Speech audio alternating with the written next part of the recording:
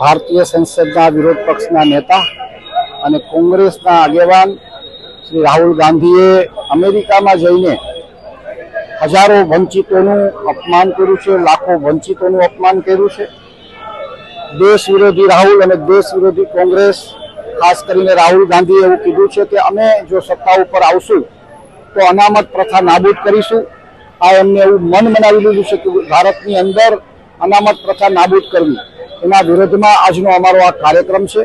રાહુલ ગાંધીએ આવું વાહિયાત નિવેદન આપીને લાખો વંચિતોને અનામતથી દૂર રાખવાનું એક બાલિશ નિવેદન કર્યું છે, જે એમનું અપમાન છે એવું અમે માની છે।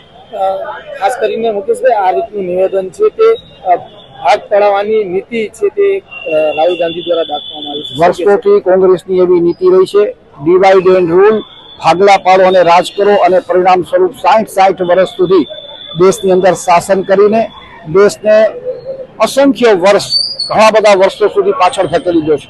અનામત વિરોધી કોંગ્રેસના આજના વલણ સામે અમારા ભારતીય જનતા પાર્ટીનો આજે ધરણાનો કાર્યક્રમ છે। અત્યારે મહાત્મા ગાંધીજીની પ્રતિમા પાસે પુષ્પાંજલિ અર્પણ કરીને અમે સૌ 2 કલાકના ધરણા ઉપર ઉતરવાના છીએ, કોંગ્રેસની સામે વિરોધ કરવા, અને ત્રિકોણબાગની છાવણીની અંદર અમારા 5 થી 7ના ધરણા રહેશે। આજે અમે કાળી પટ્ટી બાંધીને કોંગ્રેસનો અને ખાસ કરીને રાહુલ ગાંધીનો વિરોધ કરવાના છે।